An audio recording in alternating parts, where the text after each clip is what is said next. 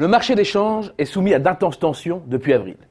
Les fluctuations sont brutales et alimentent le discours sur la reprise des hostilités monétaires, de la guerre des changes, pour être plus exact. Ce terme travestit, à nos yeux, la réalité des choses. On assiste plutôt à l'accouchement, dans la douleur, d'un armistice monétaire qui pourrait déboucher sur un nouvel équilibre. Après une période de conflit larvé, où les régions avaient pour premier objectif de refouler chez les autres leur déflation. Car ce qui se passe autour des trois grandes devises internationales, que sont le dollar, l'euro et le yen, a tout d'un nouveau compromis coopératif au sein de la triade. Un compromis acté lors de la conférence de Jackson Hole de la fin août 2014. La BCE et la Fed se sont alors engagés dans une stratégie concertée de dépréciation de l'euro. La Banque du Japon a embrayé le pas avec le consentement US.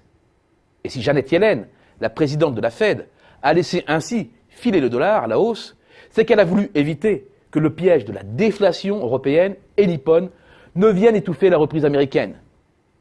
Une mansuétude dictée par la nécessité donc, et qui débouche aujourd'hui sur un glissement de 18% de l'euro et de 13% du yen, depuis leur point haut de 2014. La guerre n'est donc pas mondiale, puisqu'à L3, ces devises représentent plus des 3/4 des encours internationaux. En revanche, il est clair que cet ajustement, consenti au sein des économies avancées, crée des frictions et des tensions régionales périphériques plus ou moins bien contrôlées. Mais là encore, le terme de guerre est inapproprié. Il s'agit essentiellement de dégâts collatéraux. Dégâts collatéraux d'abord sur les devises arrimées à l'euro, le franc suisse et la couronne danoise notamment, dont les marchés ont rapidement testé la résistance.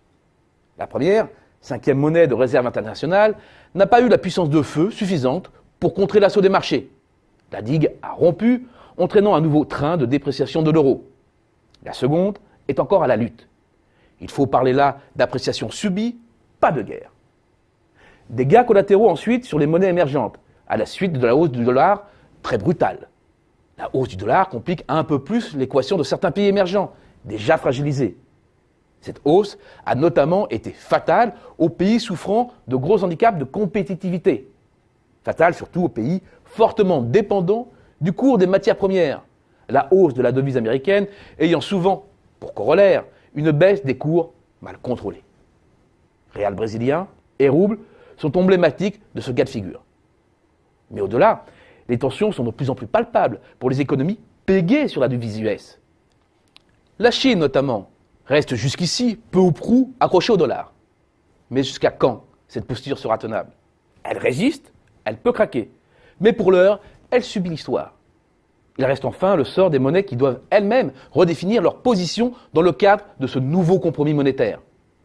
La livre, prise dans son dilemme éternel entre les États-Unis et l'Europe, et qui n'a fait qu'une partie du chemin de l'euro, il est vrai qu'elle s'était fortement dépréciée auparavant. Et surtout le won.